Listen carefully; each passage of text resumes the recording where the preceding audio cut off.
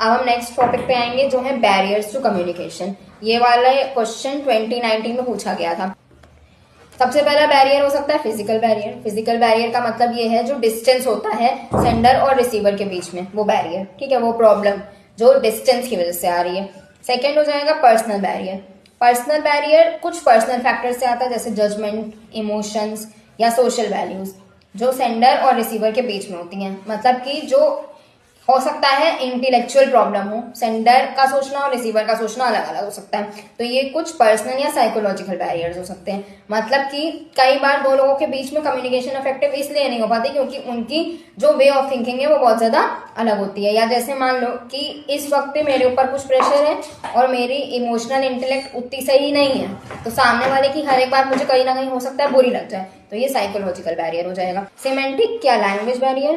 कई बार दो लोगों के बीच में कम्युनिकेशन प्रॉब्लम इसलिए भी हो जाती है क्योंकि लैंग्वेज का बैरियर होता है। जो लैंग्वेज हो सकता है मुझे पता हो, सामने वाले को नहीं पता हो, तो कई बार इस वजह से भी कम्युनिकेशन इफेक्टिव नहीं हो पाती। जैसे कि मान लो कि अगर कोई बंदा, बहुत ज्यादा ऐसा होता है जब कोई बंदा सेल्स में होता है, अब वो सेल्स में है और वो कॉल कर रहा है सामने वाले को, बट सामने वाला इंग्लिश, हिंदी ये लैंग्वेजेस नहीं समझ पा रहा। जो लैंग्वेजेस हमें मेनली आती है इंग्लिश, हिंदी, वो नहीं समझ पा रहा, वो अपनी कोई लैंग्वेज बोल रहा है, तो फिर कम्युनिकेशन नहीं हो पाएगा, लैंग्वेज बैरियर।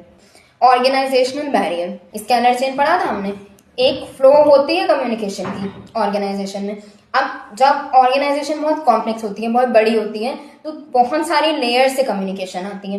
जैसे मान लो सीईओ का डिसीजन है, टॉप लेवल मैनेजर के पास आया, उसके बाद फिर डिपार्टमेंटल मैनेजर पे आया, उसके बाद डिपार्टमेंटल मैनेजर के बाद जाके वो एम्प्लॉयज तक पहुंच दिया बात। तो यहाँ पे क्या होता है कि ऑर्गेनाइजेशनल बैरियर हो जाता है। जैसे मान लो कि सीईओ ने अपना पूरा आइडिया में से कुछ सिलेक्टिव पार्टी मेन मैनेजर को बताया, फिर मैनेजर ने उसमें से कुछ सिलेक्टिव इन्फॉर्मेशन काट के टॉप डिपार्टमेंटल मैनेजर को बताया, और हो सकता है डिपार्टमेंटल मैनेजर भी कुछ इन्फॉर्मेशन काट दे, तो यहाँ पे एम्प्लॉय तक आते आते वो आधी बात कट जाती है। तो ये वाला जो बैरियर होता है वो ऑर्गेनाइजेशनल बैरियर होता है। इनअटेंशन।